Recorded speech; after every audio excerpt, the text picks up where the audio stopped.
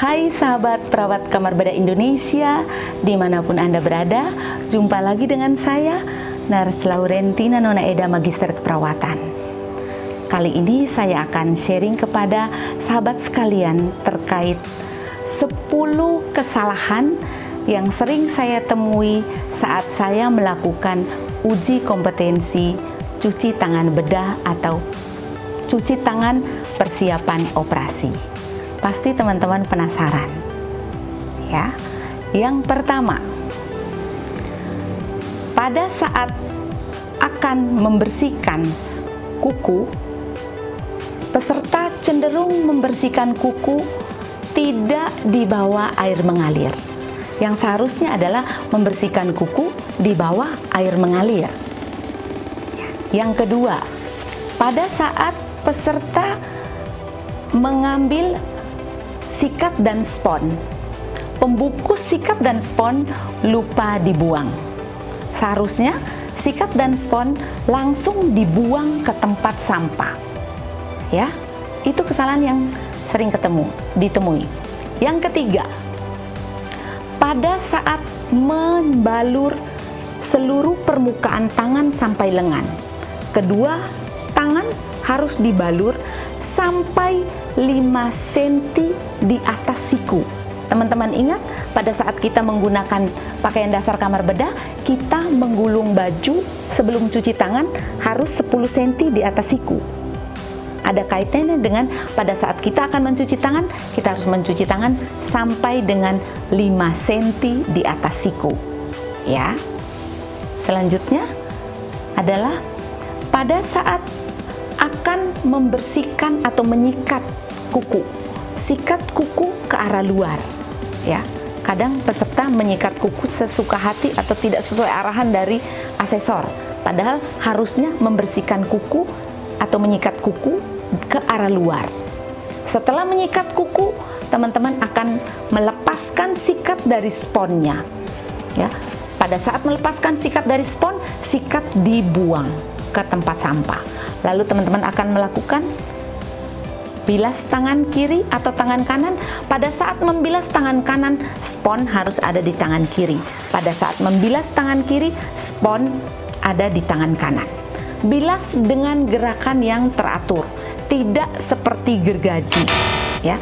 Jadi efisien dalam menggunakan air dan waktu, ya. Bilaslah satu persatu, seperti itu. Lalu selanjutnya, lakukan tahap berikutnya adalah peras spons, ya, yang berisi antiseptik, balur sampai 3/4 lengan. Ingat, 3/4 lengan saja, tangan kiri dan tangan kanan. Lalu membersihkan telapak tangan selama 15 detik untuk satu telapak tangan. Ingat, pada saat membersihkannya jangan monoton di tengah saja, tapi secara keseluruhan dan ada powernya, jangan terlalu lembut seperti itu. Setelah membersihkan telapak tangan 15 detik, punggung tangan lakukan secara menyeluruh, karena yang saya temui adalah peserta cenderung menghafal dan membersihkan bagian tengahnya saja. Ini artinya tidak tersentuh secara keseluruhan, ya. Teman-teman tolong ingat ya. Berikutnya adalah pada saat akan membersihkan jari-jari menggunakan spons 1, 2, 3, 4. Jadi seolah mempunyai 4 sisi, lalu putar 2 kali. Yang sering ditemui adalah peserta hanya membersihkan 4 sisi, putar sekali saja. Harusnya 2 kali. Ingat, 2 kali. Dan bagian sudut sela-sela jari harus tersentuh dengan sempurna. Lakukan seluruh tangan, jari-jari tangan. Perhatikan, ya, perhatikan.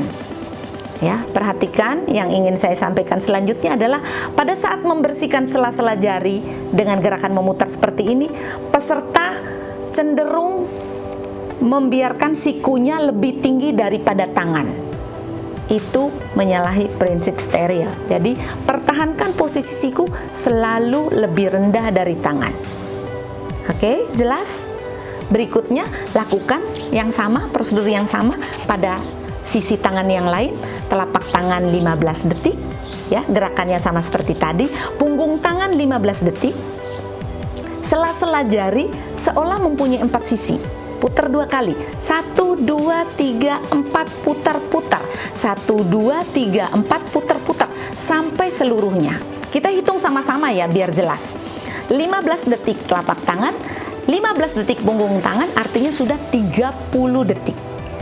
Sela-sela jari seolah mempunyai 4 sisi, kita anggap masing-masing ini ya, sampai secara keseluruhan ini 30 detik. 1, 2, 3, 4, 5, 6. 6 detik. 6 kali 5, 30 detik. Karena aturan yang dianjurkan adalah 15 detik telapak tangan, 15 detik punggung tangan, ini 30 detik, jadi satu tangan 1 menit. Benar nggak sih hitungannya? Benar ya, jadi teman-teman kalau melakukannya itu harus ingat rasionalnya apa, alasannya apa, kenapa dilakukan gerakan seperti itu. Lanjutkan dengan tangan sebelah, posisinya pun sama, 15 detik telapak tangan, 15 detik punggung tangan, sela-sela jari seolah mempunyai 4 sisi, kita anggap di sini 30 detik karena ada gerakannya 4 kali. 1, 2, 3, 4, 5, 6. Berarti 6 kali 5, 30. 15, 15, 30, 1 detik. 1 menit. Ya, masing-masing tangan 1 menit. Ingat, waktu mencuci tangan 5 menit. Jadi Anda tidak boleh terlalu cepat, atau tidak boleh terlalu lama. Selanjutnya, ya, pada saat akan membilas, ya, ingat bilas sampai betul-betul bersih. Meskipun Anda membalurnya hanya sampai 3/4 lengan, tapi bilas sampai di siku, karena pasti ada antiseptik yang turun sampai ke siku. Jadi Anda harus perhatikan itu, bilas sampai di siku, sampai bersih. Lalu terakhir adalah Anda membuang sponnya, ya, jatuhkan saja. Karena sering peserta menurunkan tangan ke tempat sampah sehingga terjadi kontaminasi dari siku ke tangan. Air mengalir dari siku ke tangan. Harusnya tidak boleh, jadi jatuhkan seperti ini. Cus. Perhatikan waktu dan selanjutnya yang terakhir adalah jangan lupa pertahankan posisi tangan selalu lebih tinggi seperti ini. Ya. Lakukan cuci tangan prosedural sampai dengan selesai. Lalu pertahankan posisi tangan seperti ini. Boleh seperti ini, boleh seperti ini. Dan selanjutnya adalah Anda akan bergerak menuju ruang operasi atau kamar operasi. Kalau rumah sakit Anda sudah menyediakan fasilitas menggunakan sensor, Anda tinggal masuk saja. Tetapi jika tidak, Anda harus membuka pintu menggunakan bagian tubuh belakang atau punggung Anda. Demikianlah tips dari saya.